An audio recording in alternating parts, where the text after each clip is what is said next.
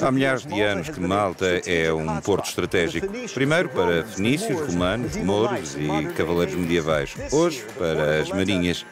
Este ano, Valetta é a capital europeia da cultura. O dia nasce aqui na Piazza Regina e pode preparar-se para conhecer o processo de renovação da cidade. Os palácios, os mercados, os jardins, os teatros, a vida noturna e os hotéis fizeram de Valetta um ponto de encontro cultural. Junte-se a nós na viagem inaugural do nosso novo programa Go Europe.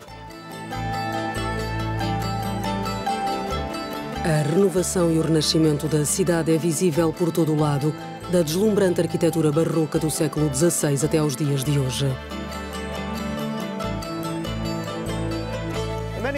Muitos dos edifícios ornamentados pertenciam aos Cavaleiros de São João. Este chama-se Albergue de Castilha. É aqui que trabalha o Primeiro-Ministro. Nas proximidades fica o Palácio Ferreria, que guardou o nome da antiga fundição que se encontrava no local. A fachada da Co-Catedral de São João, peça central da arte barroca em Valetta, também foi restaurada, mantendo o traçado original.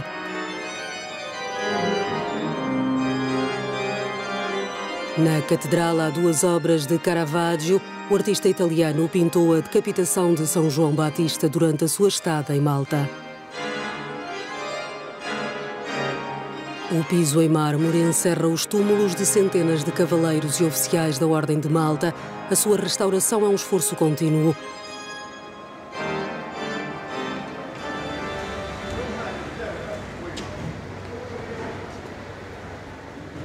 A porta principal da cidade faz parte de um projeto do arquiteto italiano Renzo Piano, que integra também o Parlamento, construído sobre um antigo estacionamento. O design das portas representa uma viragem radical em relação às obras similares que fazem parte da história da cidade, uma abordagem estética que serviu de inspiração ao arquiteto Chris Brifa, autor do projeto Prospettiva. Tentámos criar um ícone partindo de todas as antigas portas da cidade e desconstruindo-as para criar uma espécie de espaço vazio. Foi, aliás, o que fez Renzo Piano. Se olharmos para as portas a partir de um ponto preciso, parece que estão todas juntas.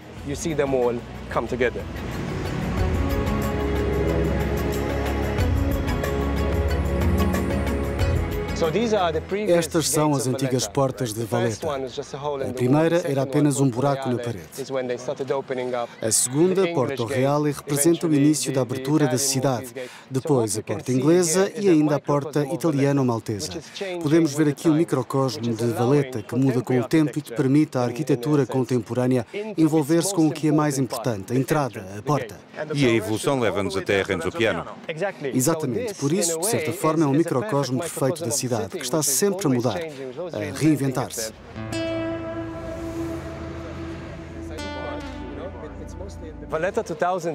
A capital da cultura em Valetta é, a muitos níveis, uma bênção.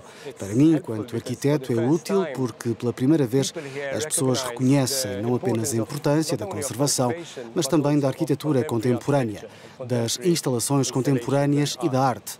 Da forma como esta se pode casar com o antigo, se for bem projetada, com respeito e equilíbrio, em relação ao que foi construído antes.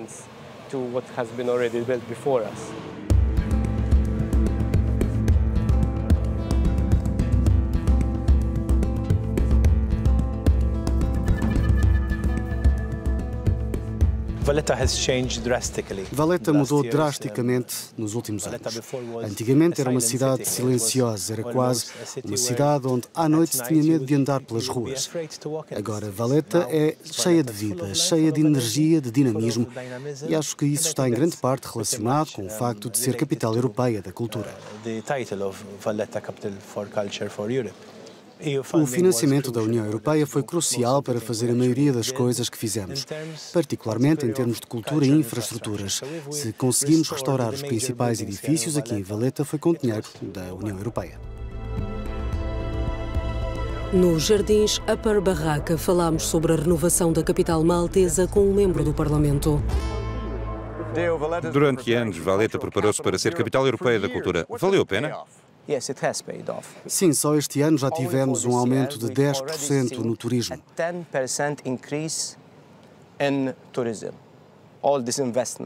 Com todo o investimento, renovamos literalmente a cidade. Demos-lhe uma nova vida. No início do ano escreveu que isto é apenas o começo. O que queria dizer? Não queremos ficar por aqui. Temos outras áreas que precisam de renovação, mesmo na área cultural. Pretendemos continuar o trabalho que começamos com a Fundação Valletta 2018. O pico da construção no século XVI teve lugar após a luta dos Cavaleiros da Ordem durante o Grande Cerco dos Otomanos em 1565. O Forte de Santo Elmo exibe vestígios dessa época e artefactos da Segunda Guerra Mundial, quando a Alemanha e a Itália bombardearam a cidade sem conseguirem conquistá-la. Esta é uma das bombas italianas com 2.000 quilos que aterrou aqui. Valletta foi bombardeada durante 2 anos. Os comboios com provisões tinham dificuldade em chegar aqui. Milhares de pessoas foram mortas durante o cerco na Segunda Guerra Mundial.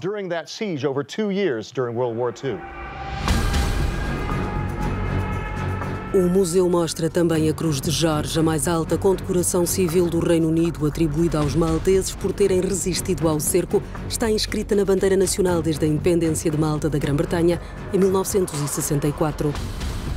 Um artista japonês transformou um torpedo numa obra de arte. A instalação faz parte da exposição intitulada Constellation.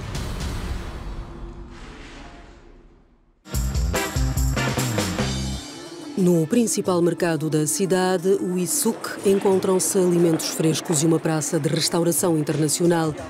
Se Issouk soa árabe é porque o maltês vem de dialetos árabes falados em Espanha e na Sicília, na Idade Média. O mercado ficou danificado durante o cerco da Segunda Guerra Mundial. Foi reaberto em 2018 após uma exaustiva obra de recuperação.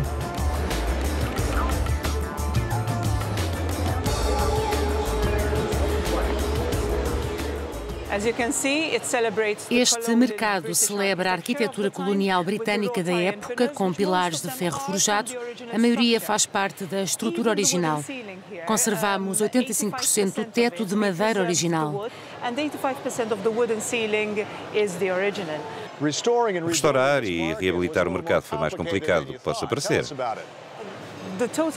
O investimento total foi 16 milhões de euros, acima do orçamento inicial, porque estávamos muito empenhados na conservação deste lugar. Descobrimos arcos antigos que remontam ao tempo dos Cavaleiros de São João.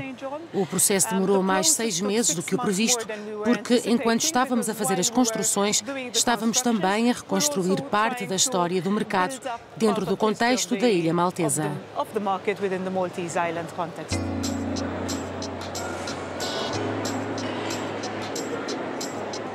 Uma das especialidades locais é a chamada fetira, que significa pão sírio. Eles colocam muitas coisas por cima, camadas e camadas de queijo e vegetais. É muito bom. Valletta é um destino popular para os navios de cruzeiro, mas se quiser passar mais tempo aqui, existem dezenas de hotéis. Um deles é o 66 St. Paul, localizado num palácio do século XVII.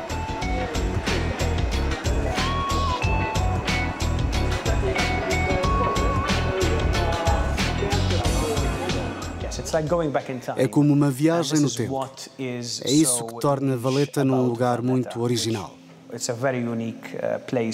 A ideia era fazer uma espécie de hotel de charme na cidade, abrir restaurantes nos fortes antigos ou em porões usados no passado para armazenar munições.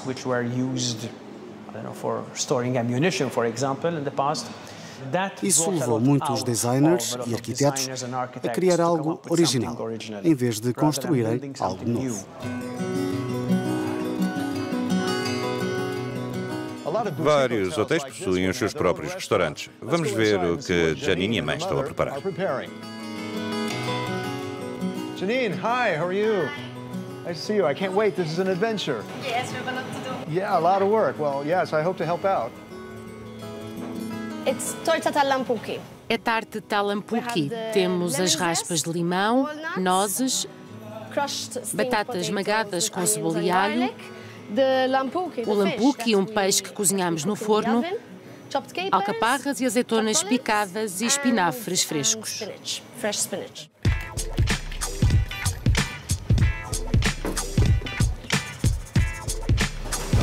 Não vejo nada para pesar os ingredientes. Eu vou juntando tudo e depois provamos.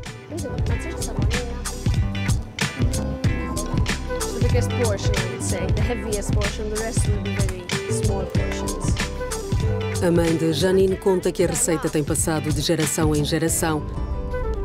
Josette está presente no momento da verdade. Bomba. La gina perfeita. E nesta capital da cultura, entre monumentos, jardins, palácios, igrejas e um cenário cultural diversificado, há tesouros escondidos nas vielas. Alexandra Passe criou, na antiga casa dos seus avós, o Blitz, um espaço de arte contemporânea que reúne talentos locais e internacionais. Foi no âmbito deste projeto que realizou um ensaio fotográfico durante uma viagem ao norte do Japão, um dos seus mais recentes projetos, num esforço para unir culturas.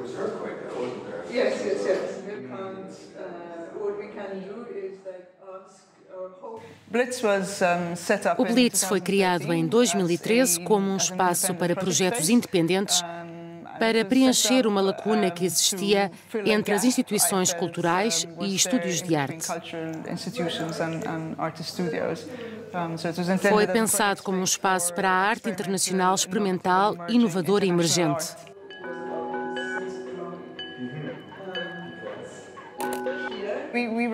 Temos um programa de residências para artistas que faz parte do programa Valletta 2018 e tivemos artistas residentes do Reino Unido, de Berlim, mas também do Kuwait, de Casablanca, de Marrakech e de Atenas.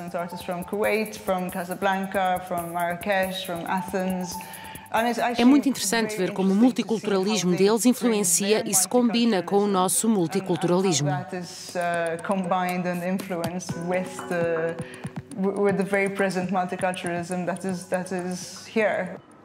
O multiculturalismo está presente na instalação sonora de um artista coreano na igreja de Santa Maria Madalena.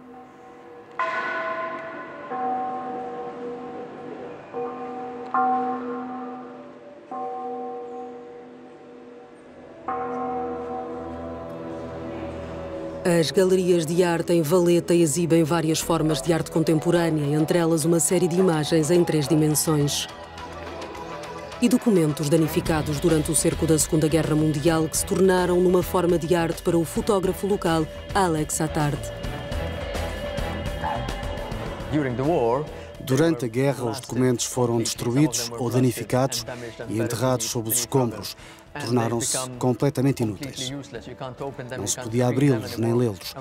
Depois foram colocados em caixas na chamada Sala do Choro, porque é tão triste ver essa história que remonta à época dos cavaleiros ser destruída em consequência da guerra.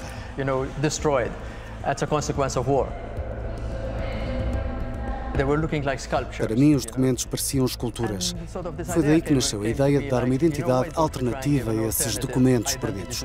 São inúteis, mas criam uma espécie de continuidade numa história que foi interrompida, porque, embora tenham sido destruídos, ainda são documentos históricos e têm uma história para contar.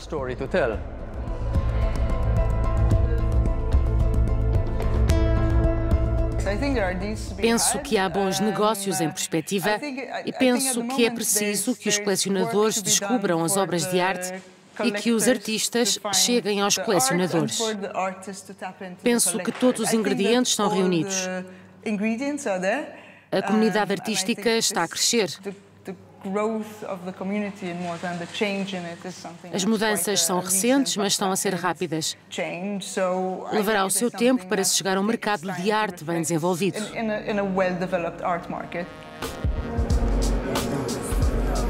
No Auberge d'Italie ficavam os aposentos de cavaleiros da Ordem de São João no período medieval.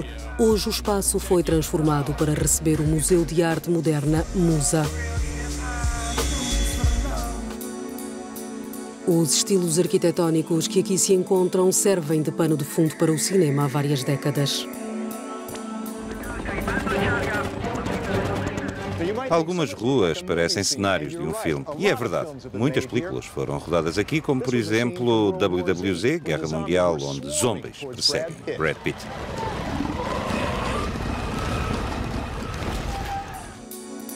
O Centro Cultural Spazio Criativo, Espaço Criativo em português, nasceu também numa antiga fortificação do tempo da Ordem de São João. A exposição Nisga ou Web reúne artistas malteses que apresentam a história de Malta pelo prisma do seu povo.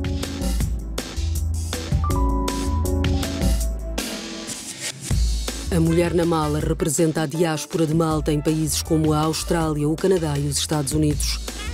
Noutro andar, uma exposição temporária aborda a questão do exílio e da dominação britânica, quando os malteses não podiam aceder à Ilha Manuel, nome que vem de António Manuel de Vilhena, terceiro grão-mestre da Ordem de Malta de origem portuguesa. Do ontem para o hoje, são os migrantes e refugiados os centros de acolhimento que compõem a história desta mostra.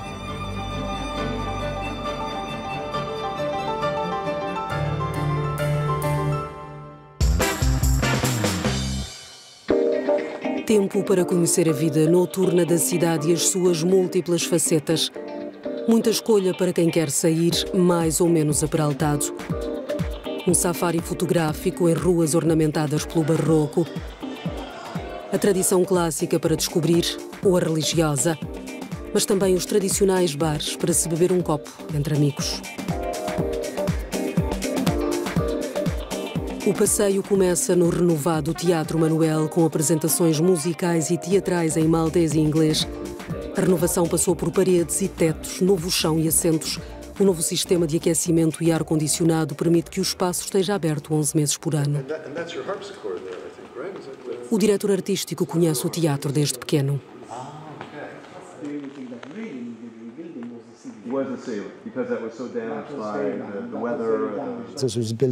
Foi construído como um teatro para a corte em 1731 por um grande mestre que queria manter os seus jovens cavaleiros longe das tentações. Pode imaginar como era no início do século XVIII, todo esse sangue jovem vagueando por Valletta. Era preciso dar-lhes o que fazer. Então ele construiu este teatro para mantê-los literalmente longe de problemas, com peças teatrais amadoras. A situação hoje é outra e a programação do teatro também destina-se aos malteses e aos estrangeiros que visitam o país.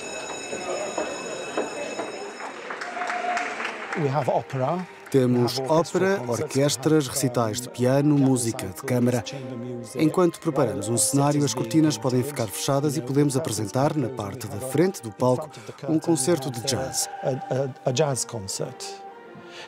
É uma mistura eclética.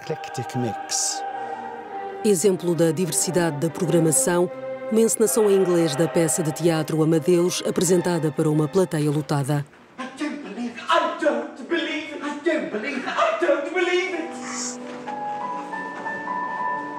The place throughout, yes, we were servants, but we were learned servants and we used our learning too. The idea of a national opera is here. O festival não se desenrola apenas neste teatro, um belo teatro de 1731, um teatro barroco por excelência. Desenrola-se também em tesouros arquitetónicos e artísticos, como a Co-Catedral de São João.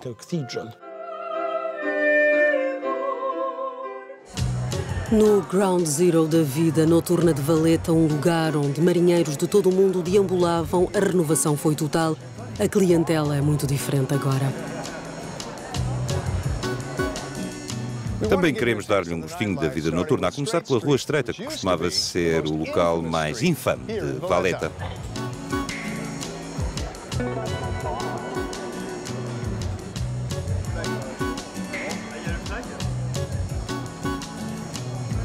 André Imbrol conduziu a transformação de um quarteirão inteiro, conhecido historicamente como The Gut, uma zona mal afamada que hoje está cheia de restaurantes requintados. Antigamente era o bairro dos clubes de jazz, hoje é possível ouvir vários estilos musicais, do rock ao folk, do jazz ao hip-hop. Os meus pais não nos deixavam vir aqui quando éramos crianças. Na origem, era o bairro da prostituição de Malta. É bastante conhecido hoje em dia. É famoso e infame ao mesmo tempo.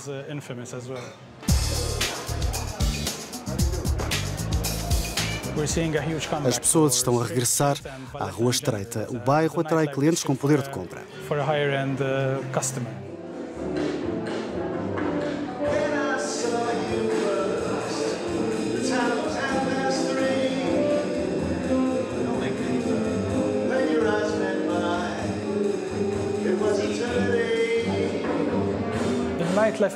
Em relação à vida noturna de Valletta e à forma como ela se desenvolve, penso que uma das melhores experiências é poder frequentar vários tipos de bares. Não se pode ter apenas um lugar, um canto ou um espaço. Aliás, isso é que é bonito hoje em dia em Valletta. Há muitos grupos criados nas redes sociais que se juntam e andam de bar em bar, saltam do Gut para o outro lado, da Rua Estreita, para a Rua de São Paulo, a de Santa Úrsula e de Santa Luzia e para outras áreas onde a vida noturna se está a desenvolver.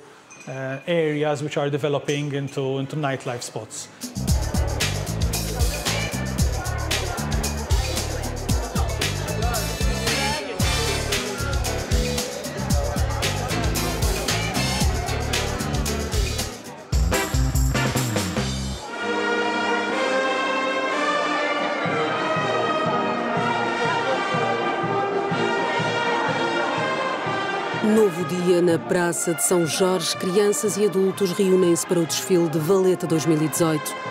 O mote é o cruzamento de culturas com base numa performance teatral intitulada Orfeu e Manon, que combina duas histórias de amor semelhantes à de Romeu e Julieta. Orfeu e Manon cantam para as feras o seu amor por Eurídice e Leila.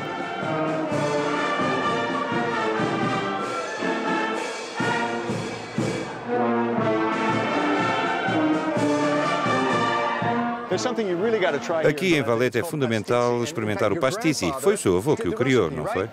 Sim, ele levou a receita para o Canadá. Fomos as primeiras pessoas em Toronto a fazê-la. Vocês são famosos. Sim, é o que dizem. Vamos experimentar. Este é com ervilhas, certo?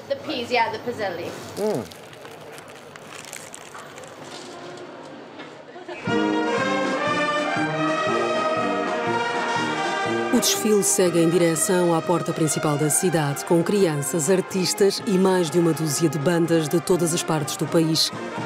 O país inteiro encontra-se reunido para celebrar Valletta como capital da cultura. Para o chefe da Fundação Valletta 2018, tem sido como um conto de fadas. Para nós é como o despertar da Bela Adormecida. Valletta é bela há mais de 450 anos, mas foi negligenciada nos últimos anos. Esta iniciativa, esta experiência, a nossa primeira capital europeia da cultura, foi uma oportunidade para regenerar esta cidade bela e única. Uma mais-valia não apenas para Valletta, mas para todo o país.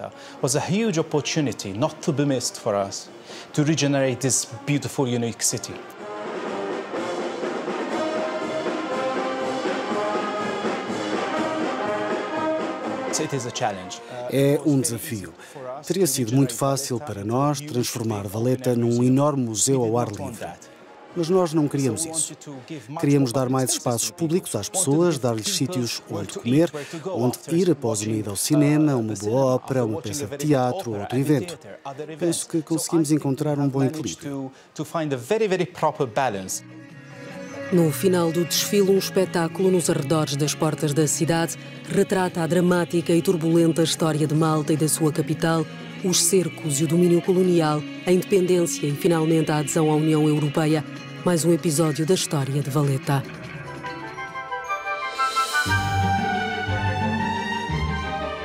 É tudo por hoje em Go Europe. A equipa da Euronews diz-lhe Saha.